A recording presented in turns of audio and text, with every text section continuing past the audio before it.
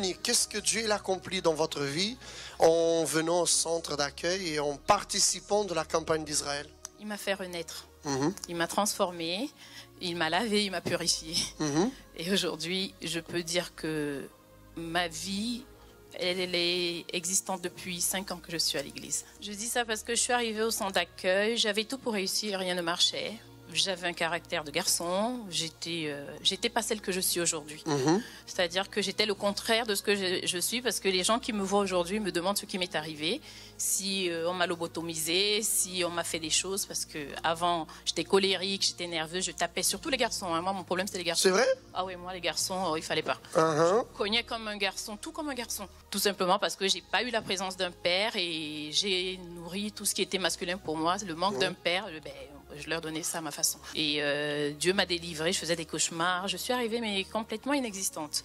Tout ce que disait le pasteur me concernait, le pardon, enlever tout ce qui était mauvais en nous. Et moi, je suis arrivée en janvier et la campagne venait de passer. Et j'entendais les gens parler de témoignages de campagne d'Israël. Je disais, mais c'est quoi ça?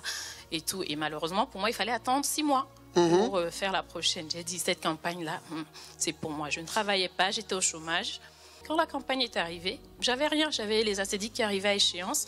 Je n'avais rien demandé de particulier. J'ai dit, Seigneur, ta parole là, elle doit s'accomplir dans ma vie. J'avais demandé un logement depuis des années à Neuilly. On ne me donnait pas. En plus, quand on ne travaille pas à Neuilly, on ne peut pas vous loger. Rien de bon quand on n'a pas les moyens à Neuilly. J'ai dit, ta parole, mon Dieu. Moi, je suis venue, je te cherche depuis. Là, maintenant, tu dois accomplir. Quelques mois après la campagne, on m'a logée.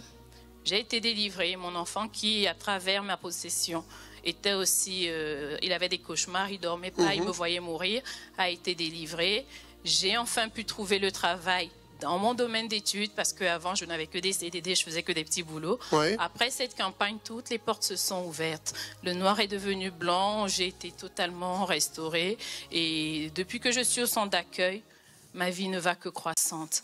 Et si on vous parle du sacrifice, moi je l'ai fait en croyant, mais avec peur, je vous l'avoue. La première campagne, j'ai eu peur. J'ai dit, je n'ai rien, je vais déposer, comment je vais faire? Dieu est béni. Après mon sacrifice, même les choses que je n'avais pas, les gens qui me devaient des sous, les choses que j'avais complètement oubliées, elles sont toutes revenues. Mais il fallait aussi que je prenne une décision. Le Seigneur me demandait, enlève la colère, demande pardon. Moi, orgueilleuse de mon état, ah non, jamais, ça c'est pour les autres, c'est lui qui m'a fait. C'était votre pensée, hein? Un combat. Un vrai.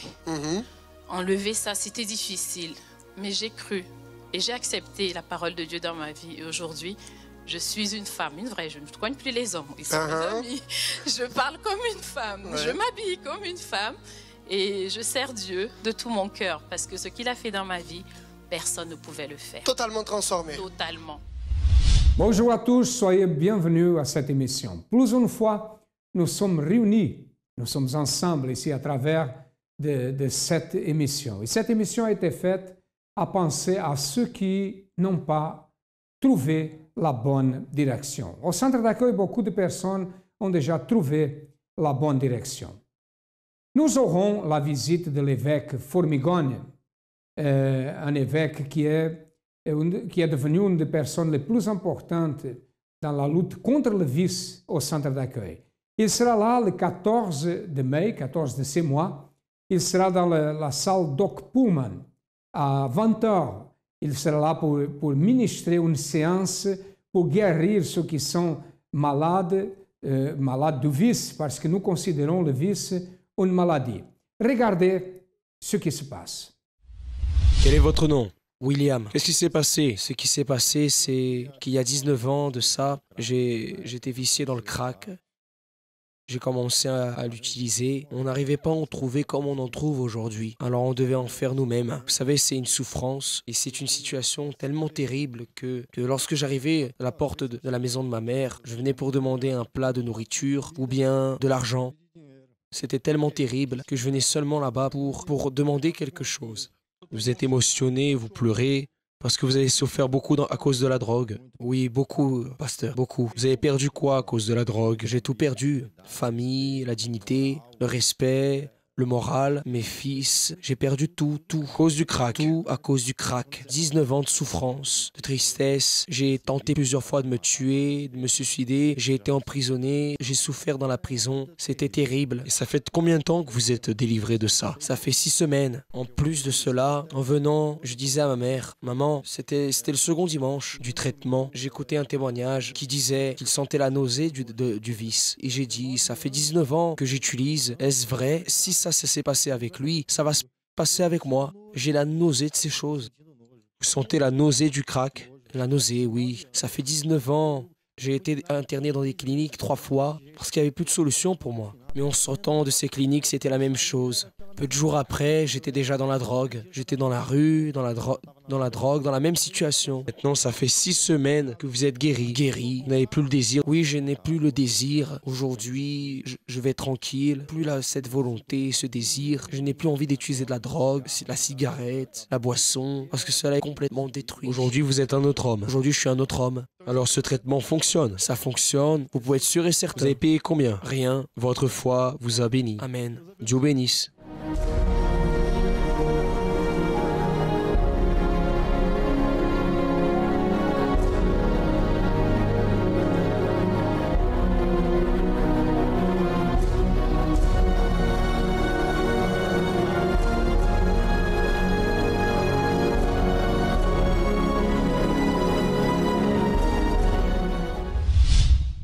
Sont des milliers ceux qui sont déjà guéris à travers la foi de l'évêque Formigón. Ne perdez pas, si vous avez des problèmes de ce type-là dans votre famille, si vous connaissez quelqu'un, je vous invite à participer.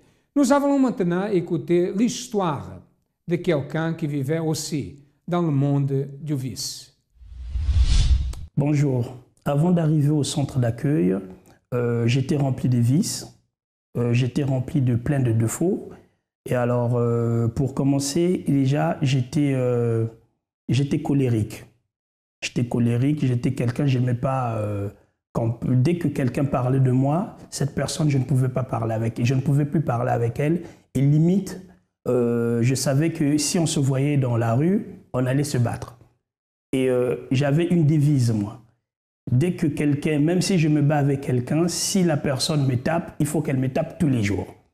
Et je me baladais avec le couteau parce que je savais qu'en agressant la personne peut m'agresser. Donc moi, ce que je faisais, si je sais que j'ai des problèmes avec quelqu'un que je risque de rencontrer en route, je me protégeais déjà moi-même. Donc je me mettais de telle façon que si la personne a aussi le couteau, pour essayer de me planter, que le couteau n'arrive pas à me percer. Alors le deuxième vice que j'avais, c'est que je fumais, mais je fumais en cachette. Je gardais la cigarette dans la maison, dans le coffre de la voiture. Et dès que ma femme sortait, moi, je sortais la cigarette et ma maison devenait un tabac. Parce que je fumais à gogo et avant que ma femme revienne, je faisais le tout possible de mettre le parfum dans la voiture pour que la maison sente bon. Pourquoi je fumais en cachette? C'est parce que ma femme ne voulait pas entendre parler de la cigarette. Elle m'avait déjà prévenu, moi, je ne peux pas sortir avec un homme qui fume. Si mon homme, il fume, on se sépare. Et comme j'aimais ma femme, par respect pour elle, c'est vrai que j'étais en train de mentir, mais je fumais en cachette. Et donc, à chaque fois que je rentrais à la maison, deux fois, elle me disait, mais c'est bizarre, tu sens la cigarette. Et moi, je disais, non, mais tu sais, là où je travaille, il y a beaucoup de jeunes.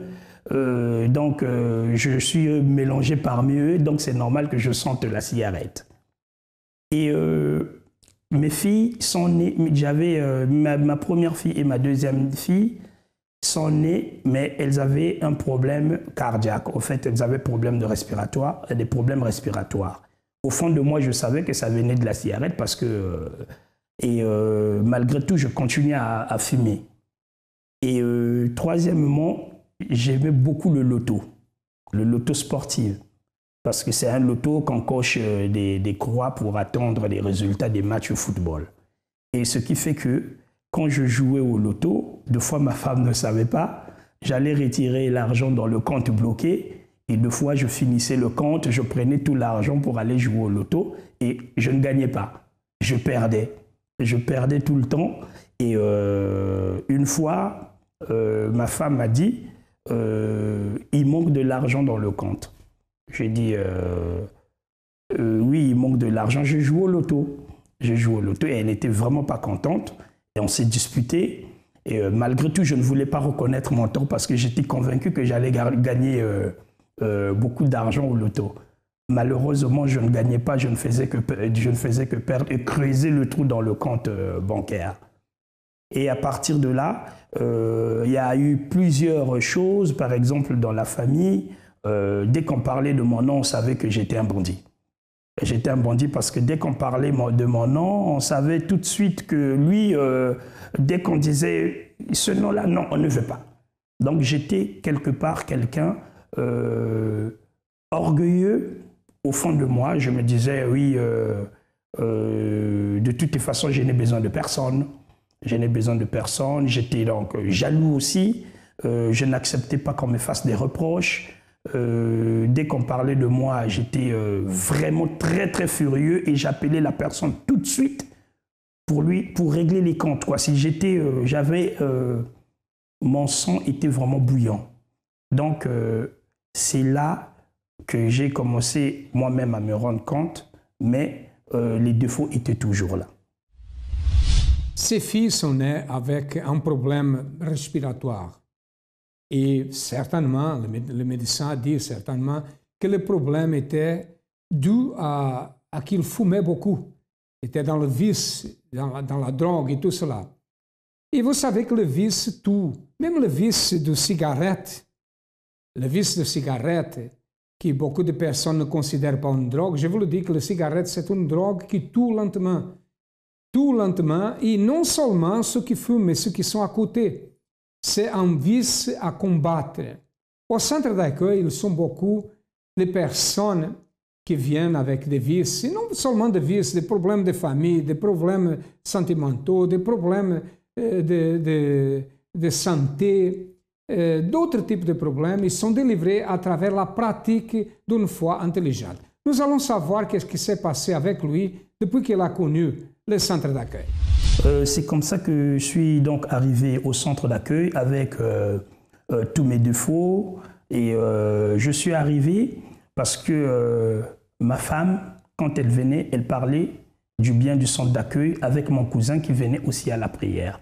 Et donc moi aussi, par curiosité, j'ai un dimanche, elle m'a dit « Tu vas garder les enfants ?» J'ai dit « Non, hors de question que je garde les enfants, je vais te suivre à l'église. » Et quand je suis arrivé à l'église, la première chose qui m'a interpellé, c'est que j'ai vu que l'église était vraiment ordonnée, et les ouvriers étaient propres, et les ouvriers nous emmenaient nous asseoir. Et donc ça avait vraiment interpellé mon attention par rapport aux autres églises où on allait.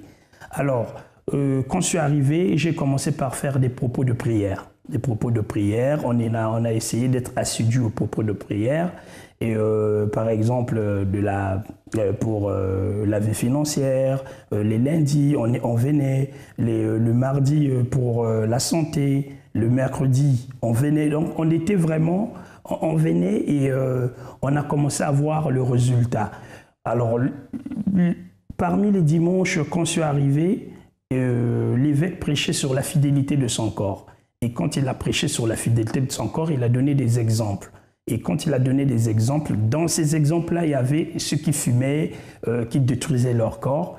Et après, il a dit, celui qui va arrêter de la cigarette, enfin sans vice, aujourd'hui même, il peut prier et demander à Dieu de l'aider. Et il verra que ça va se faire. J'ai dit, ah, ça c'était pour moi cette prière, cette prédication. Et tout de suite, j'ai prié. J'ai demandé à Dieu et c'est ce jour-là que j'ai arrêté la cigarette. Et donc quand je suis arrivé même au travail, j'ai dit à mes collègues que je ne fumais plus. Ils ont dit, oh, c'est pas possible, toi qui fumes beaucoup, toi qui fumes, qui nous emmène des paquets de cigarettes, j'ai dit, je ne fume plus. Donc c'est comme ça que j'ai arrêté la cigarette. Et je bénis Dieu pour cela. Et après, pour le loto, les vices de loto par exemple, quand je suis arrivé, ma femme, ça lui tenait à cœur. On est parti voir un des pasteurs qui était là. Et le pasteur nous a dit, monsieur, est-ce que vous croyez que vous pouvez gagner de l'argent au loto, vous? J'ai dit, je pense, oui. Il a dit, vous ne gagnerez pas parce que même si vous ne gagnez, ça ne sera pas de l'argent béni, messieurs. Donc, il faut vous arrêter parce que sachez que ce que vous êtes en train de faire ne fait pas plaisir à Dieu. Vous êtes au contraire en train de détruire votre vie familiale et financière. Et depuis ce jour-là, j'ai arrêté. Alors, pour la délivrance de la colère, ça, par contre, c'était un processus. Il fallait passer par des campagnes d'Israël. Il fallait passer par plusieurs propos de la délivrance pour la campagne d'Israël. Mes premières campagnes d'Israël que j'ai faites, c'était vraiment pour que je sois libéré de l'esprit de colère, de rancune. Parce que j'étais vraiment habité d'un esprit, mais vraiment, je ne pouvais pas, j'étais très orgueilleux. Comme je dis, colérique, et il n'y avait que Dieu pour me délivrer. Et pour cela, il fallait que je fasse des campagnes d'Israël. Alors la campagne d'Israël, dès qu'elle a été annoncée, je ne la connaissais pas. Et j'ai dit tout de suite, merci Seigneur, parce que c'est une opportunité que tu me donnes de pouvoir me mettre en action et surtout pouvoir voir si je peux me surpasser, c'est-à-dire me libérer de ce qui n'est pas bon et remettre tout cela en tes mains en faisant le sacrifice. Alors donc quand je fais le sacrifice, Dieu m'a béni. Dieu m'a béni, il m'a libéré de tout. C'est comme ça que j'ai participé à la campagne d'Israël. Et la campagne d'Israël a béni ma vie, parce que elle a changé déjà mon comportement. Mais quand je dis qu'elle a béni ma vie, c'est pas que j'ai participé à une campagne d'Israël juste comme ça. Il fallait passer par le sacrifice. Alors, le sacrifice, les premiers sacrifices que je faisais, moi, c'était mon salaire.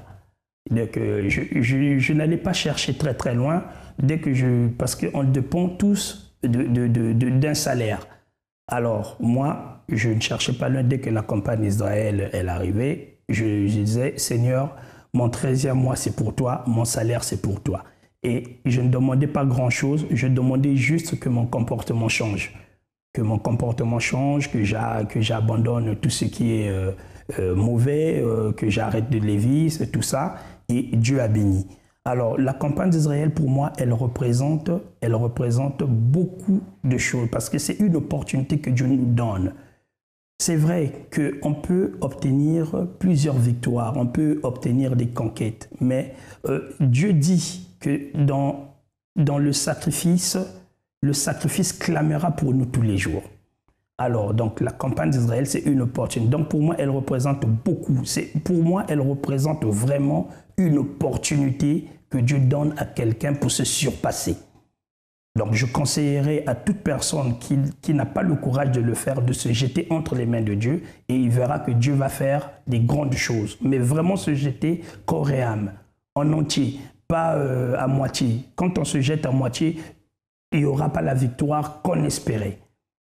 Et aujourd'hui, de campagne en campagne, ma vie est bénie, notre vie est bénie. Quand je parle de notre vie, c'est-à-dire ma femme, mes enfants, nous sommes bénis. Chez nous, il n'y a pas de querelle, il n'y a pas de dispute. Dans la famille, les parents me respectent beaucoup. Je respecte les parents. Je ne suis plus quelqu'un qui était orgueilleux comme avant.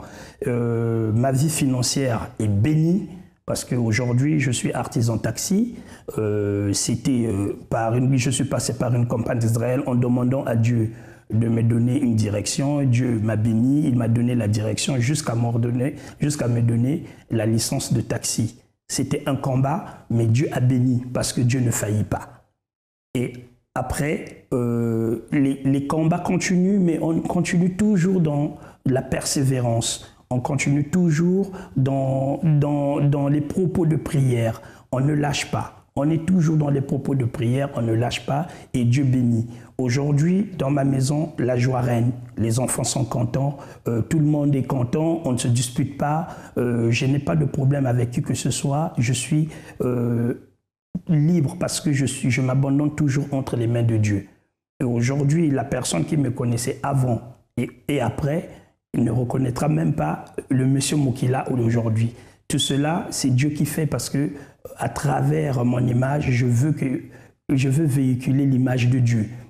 Donc, le centre d'accueil pour moi représente beaucoup parce que le centre d'accueil nous apprend à avancer, pas reculer, toujours avancer. Même si on vient voir un pasteur, il vous dira toujours, monsieur, il faut avancer. Alors que dans d'autres endroits, pour ne pas citer les églises, dans d'autres endroits, on vous fait croire des choses que vous n'allez même pas obtenir. Mais au centre d'accueil, les pasteurs sont toujours positifs. Voilà plus une famille sauvée, plus une vie sauvée aussi du vice, un mariage sauvé à travers la pratique d'une foi intelligente. Quel est le problème que vous êtes en train de vivre? Quelle est la situation? Quelle est la porte qui est fermée? Avez-vous déjà frappé beaucoup de portes? Avez-vous eu besoin des amis au moment de la détresse, au moment des problèmes, et les portes étaient fermées? C'est comme ça. Le monde, c'est comme ça. Mais les portes du centre d'accueil sont ouvertes du matin au soir, de lundi à lundi, et nous sommes là pour vous aider. Si vous avez besoin de notre aide, cherchez le centre d'accueil le plus proche de vous. Les adresses passent dans votre ordinateur et certainement vous allez trouver la solution. Nous allons écouter l'histoire d'une autre personne qui était au bord de l'abîme, que sa vie était détruite, mais elle a participé à la campagne d'Israël. Alors avant que j'arrive au centre d'accueil, donc j'étais une personne qui vivait beaucoup d'apparence. Véritablement, quand j'étais avec des personnes, je pouvais changer de phase. Un jour, je souriais, je rigolais. Avec ma famille, c'était tout autre chose. Je montrais vraiment que j'avais pas envie de rester avec eux. Je montrais mon fort caractère. Mais avec les personnes avec qui j'étais le plus proche, mes amis d'enfance, j'étais sage, calme. Et donc vraiment avec les fréquentations qu'il ne fallait pas, je faisais des choses qui ne me ressemblaient pas du tout. J'allais, je traînais, je n'allais pas à l'école, j'allais tout en soirée. J'étais là juste pour me montrer parce que j'allais en soirée, mais moi, je n'étais pas là pour s'amuser, pour boire, être ivre. J'étais juste là pour dire que j'étais présente. C'était juste véritablement une apparence que je me donnais. En fait, je n'allais pas à l'école, je traînais, véritablement je traînais. Ma famille, on en avait marre parce que j'ai commencé très jeune, vers 13 ans, 14 ans. Je traînais, ils ne savaient pas où j'allais, avec qui j'étais. Il y a des fois, je pouvais rester dehors et ne pas rentrer chez moi. Pourtant, ils étaient là à me dire « faut que tu arrêtes, on ne sait pas ce que tu deviens, faut que tu te réveilles parce qu'un jour ou l'autre, il peut t'arriver quelque chose. » Et c'est vrai qu'ils n'avaient pas tort parce qu'une fois, j'ai failli me faire violer par une bande de garçons. Et depuis ce jour-là, j'ai été marquée et je me suis dit « il faut que j'arrête » parce que je ne suis pas ce genre de fille qui aime bien tout le temps être vue par les garçons. J'enchaîne les garçons comme ça, non. Alors j'ai connu le centre d'accueil via le groupe Jeune, donc une amie m'a invitée, donc je suis venue. J'ai beaucoup apprécié et on m'avait expliqué qu'ils étaient rattachés à une église. Donc j'ai décidé de venir un dimanche. Donc j'ai pu me rendre compte que ma mère venait aussi. Donc après j'ai commencé à venir avec elle. Donc j'ai commencé à faire les chaînes de prière.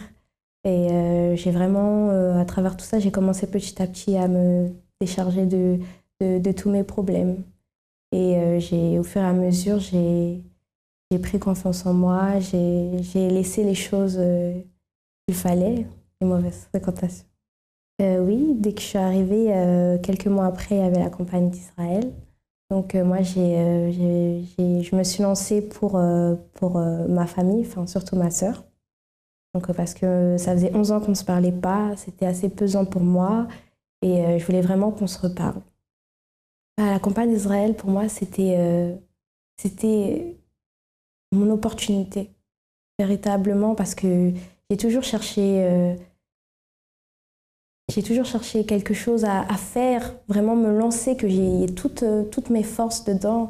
Et j'ai toujours cherché, étant plus jeune ou en faisant quelque chose, mais j'ai jamais réussi à autant mettre ma force, tout mon courage, toute mon assurance, et ça a été vraiment pour moi mon opportunité. Alors je me suis renoncée à moi-même. Ça veut dire que j'ai laissé un peu à sortir. C'est-à-dire je me suis plus concentrée à venir dans les réunions, à vraiment tout ce que j'avais, j'ai donné. J'ai sacrifié parce que je me suis dit, la vie d'avant que j'avais, ça n'avait pas de valeur. Et quand j'ai entendu vraiment que cette campagne allait se passer, que voilà, tous les témoignages que j'ai pu voir, que aussi des familles qui ont été reconstruites, moi, ça a été pour moi, c'était pour ça. Je me suis dit, là, c'est le moment, parce que je sais comment était ma sœur, et je me suis dit, là, c'est le moment, je ne peux plus attendre.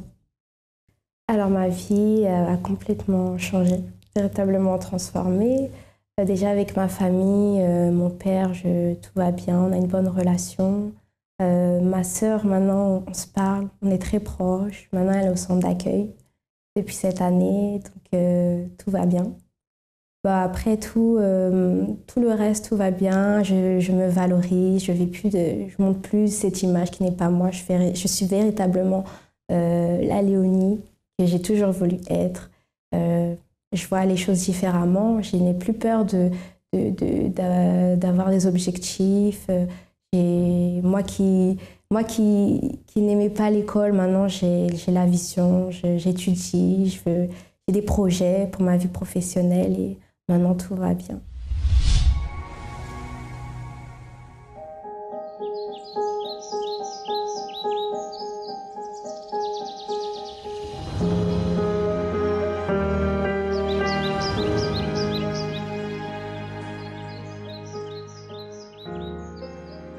Ce qui m'a attiré plus l'attention, en fait, c'est que quand je suis arrivé, c'est qu'on m'a tendu tout de suite en fait, la main.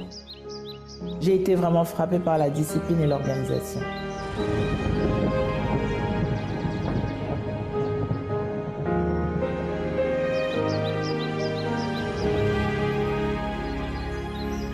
Mon premier dimanche à l'église, je me suis sentie vraiment en sécurité. C'était différent de tout ce que j'avais vu auparavant, en fait.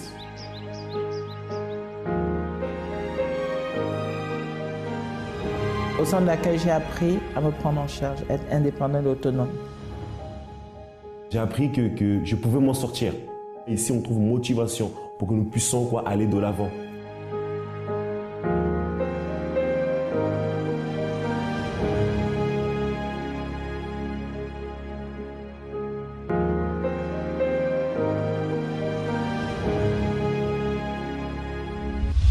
Si Léonie n'avait pas connu le centre d'accueil, où est-ce qu'elle était maintenant? 3 tentatives de suicide. Ça veut dire qu'elle était déterminée à mettre fin à sa vie parce qu'elle ne trouvait pas une solution. Mais un jour, elle a trouvé la solution à travers les centres d'accueil. Et c'est pour cela que nous sommes là. Nous sommes là pour annoncer que tout est possible à celui qui croit, ou soit à celui qui apprenne à pratiquer la foi intelligente. Nous sommes situés au 254 de la rue du Faubourg Saint-Martin, notre siège au 10e arrondissement à Paris. Le métro, c'est Stalingrad au Louis Blanc. Sachez, et je vais répéter ça, que les portes du centre d'accueil sont ouvertes du matin au soir. N'importe quelle est votre religion, n'importe si vous avez religion, si vous n'avez pas, n'importe votre condition, si vous êtes riche, si vous êtes pauvre, si vous êtes un mendiant, sachez une chose, les portes du centre d'accueil sont ouvertes pour tout le monde qui a besoin d'aide. Et nous sommes là pour vous aider. Nous attendons que cette émission vous a aidé, parce que c'est notre objectif, c'est aider ceux qui ont besoin d'aide. Si cette émission vous a aidé, ne perdez pas de temps. Cherchez le centre d'accueil le plus proche de vous. À demain et que Dieu vous bénisse à tous abondamment.